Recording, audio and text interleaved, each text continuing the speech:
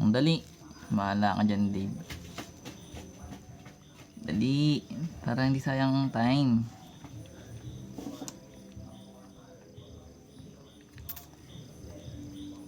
So let's say meron tayo. Basta sabihin natin radicals ha. Ito yung concept. Actually madali lang din to. Parang same lang siya nito guys. Na eto. Pero siyempre bigyan natin ng concept siyempre lagi. So pang grade 9 to guys. Anyways, ang ginagawa naman dito. Dapat alam mo kung ano ibig sabihin nito. Ibig sabihin nito. Tsaka ibig sabihin nitong n. So basically itong symbol is radical sign. How about this one? Yung number sa loob. Hindi po. Anong tawag natin sa letter A o yung mga number na sa loob ng radical sign? Dali.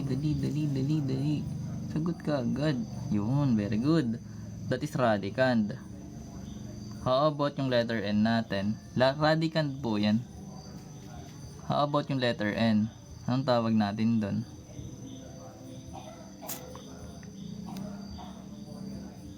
Dali.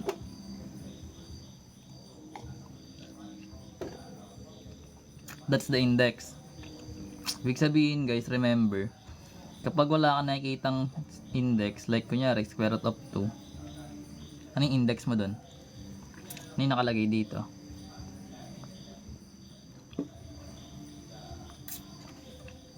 That's correct. At naiintindihan natin yung concept ha. Ayun na yung pagkakaano nun. Kaya nga square root eh. Yan. Ano pa bang pwede matutunan dito? Ayun, okay na yun. Sabihin kung cube root siya, sabihin 3 yung index. Ganun lang. Anyways, simplify tayo. Ang pwede dito? Maya. Pag simplify guys, remember, alam na natin yung mga perfect square, di ba Dave? Yung mga perfect square, no? Tsaka perfect cube, kunyari, alam na yun eh. Alam na yun eh. Kunyari perfect square. Kailangan ba bagalan ko? Ayun yung mga maraming topic. Pag perfect square, pwede rin siya sa variables ha. Ibig sabihin pag may dalawa kang number na minamultiply, yung number na yon is yung perfect square. Then pag in-square root mo yon, ito yung sagot. Gets na natin yung kunyari 3 times 3, dalawang number na magkamukha minamultiply, that is 9. So ibig sabihin, yung 9 is a perfect square. Ganoon din sa variable. Kung meron kang x times x, that is x squared. Perfect square din. Kung meron kang 3x times 3x, that is 9x squared. Perfect square din sila. Ayun yung mga perfect square. Kung perfect cube naman, ibig sabihin tatlong number minamultiply mo. Or magkakamukha. Kunyari 1 times 1 times 1. So magkakaroon ka dyan ng 1. So perfect cube. O kunyari meron ka negative 2 times negative 2 times negative 2. This is negative 8. Negative 8 is a perfect cube. Kasi guys, sa cube, pwede siyang maging negative. Pero sa perfect square, sa mga, kunyari, yung index natin is 2, 4. Bawal. Ayun yung concept. Ano pa ba? Ayun, simplify na yun. Kunyari, meron tayo number 1. Let's say square root of magandang number. Bigay ka number.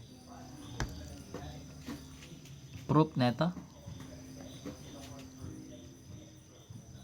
Kasi kung kunyari meron kang square root of negative negative 4. Ito kasi hindi naman pwedeng pwede mo kasi i-rewrite as square root of negative 1 times square root of 4. Pero yung 1 kasi magiging imaginary yan. Then ito 2.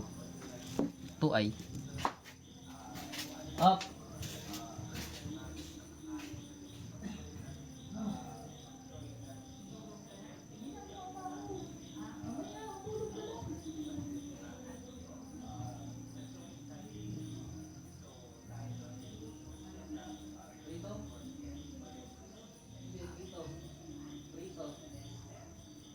Rito. Ay baboy.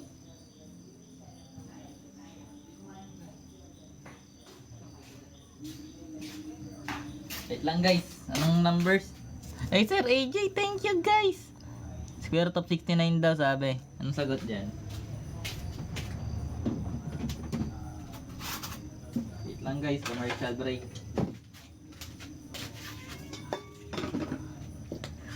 Alam nyo naman ang person. Multitasking.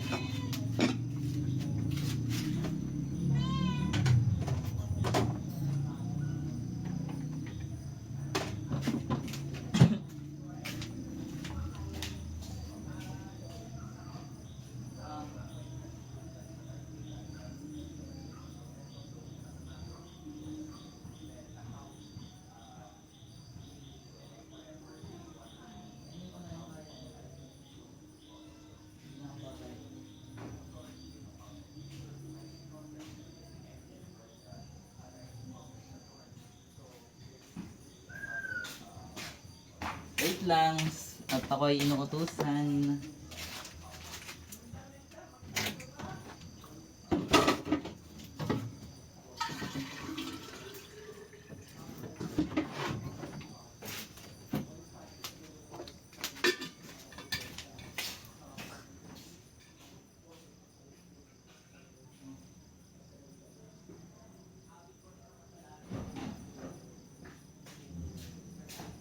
Game. So guys, kung pwede siya ma-simplify, ano pwede mo siya gawin? Thank you Sir AJ. Pero kung ano kasi, kung gusto mong kunin, i-simplify mo siya, like gamitan mo ng prime factorization, pwede mo rin gawin. So kung alam mo yung prime factorization, much better. Pero yung prime number kasi guys, ito yung mga 2, 3, 5, 7, 11, and so on and so forth. Ibig sabihin yung prime numbers are yung may factors lang siya na 1 in itself. So kapag hindi siya prime, tawag doon composite. Kunyari yung 3, that is 1 times 3 lang. Then yung 7 is 1 times 7. Dalawa lang yung factors, 1 in itself. Then eto guys, try natin. So basically guys, yung 69 is pwede siya ma-divide by 3. So try nga natin kung pwede siya ma-simplify. So pag dinivide natin to, magiging 23. Hindi na, prime number na pala sila parehas eh. So ibig sabihin, ito na yung magiging sagot. Simplified na to. So kunyari meron tayong 123. Pwede ba to? 3, wait lang, 40. Parang hindi. Bagawin natin 128 na lang. Square root ng 128. Parang perfect square ng 128. Hindi ko alam. Anyway, try na natin. So let's see. Yung 128, pwede mo siyang ma-divide by 4 or by 2 kung gusto mo. Like magiging 2 times 64. Diba? O gusto mo, ito kasing 64 is perfect square. So pwede na yan. Pwede ka na dyan mag-stop kasi nakuha mo na yung perfect square. Pero kung gusto mo i-prime factors, pwede rin. Like magiging 8 times 8 to.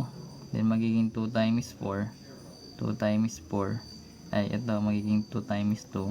Dami siyang 2. Pero dito pala, pwede ka na mag-stop. Kasi nga, nakuha mo na yung perfect square. Which means, magkakaroon ka ng 2 times 64. Then, kung perfect square yung 64, pwede mo to ilabas as 8. So, magkakaroon ka ng square root of 2 pa sa loob. Parang ganun yung ginagawa. Pero kung gusto mo siya igantuin guys, na puro prime numbers, pwede rin. So, pwede mong ibilugan yung mga prime numbers na. Then bilangin mo kung ilan yun. So which means, pwede nating sabihin na meron tayong 1, 2, 3, 4, 5, 6, 7. So 2 raised to 7 yung magiging 128 natin. So in this case, dahil square root lang to, magkakaroon ka dyan ng, kumbaga di-divide mo to, yung 7 divide 2. Ilang 2 makuha mo sa 7? Diba 3? So magkakaroon ka ng 2 cube sa labas. Kasi ito yung base mo dun eh. Then may matitira pang isang 2 sa loob. Kasi nga may 6 line nakuha mo dito. Gets nyo?